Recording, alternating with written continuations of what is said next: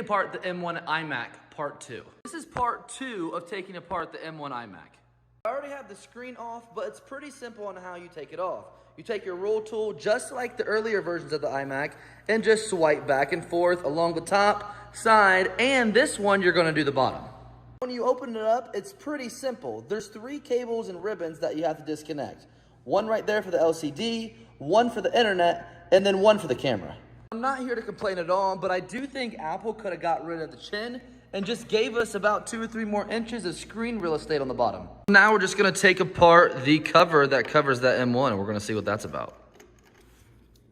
Okay, so honestly, I'm learning as I go here, but this piece right here, I took out all the screws. I think there's like 10 screws you have to take out of this plate. And then this piece right here has to come back because that's gonna be holding in, which I believe is gonna be holding your charger port on the back or your power port. So once you take out the screws, this panel just very easily comes out. So here is your 2021 M1 iMac motherboard. Not done yet, let's take out everything.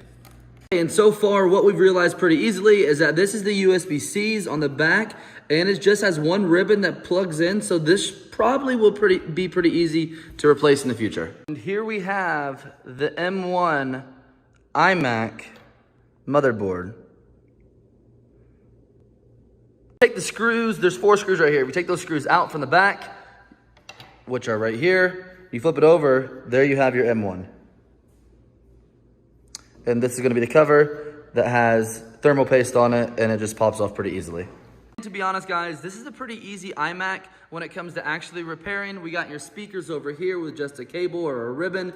We have your USB-C, which is on the back with one ribbon attached. We have obviously your M1 and the motherboard in the middle attached to cables and ribbons.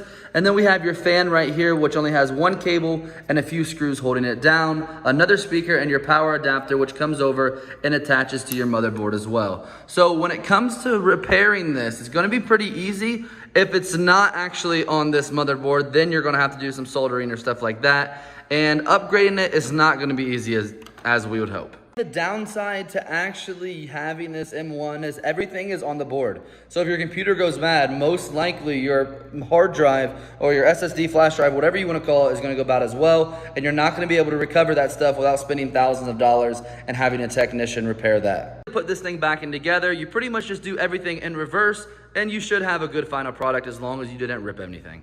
And I don't advise anybody to actually take apart their brand new iMac for at least a year, because Apple does give that 1-year warranty, but we wanted to be the first that did this, and we wanted to show you exactly what the M1 looked like.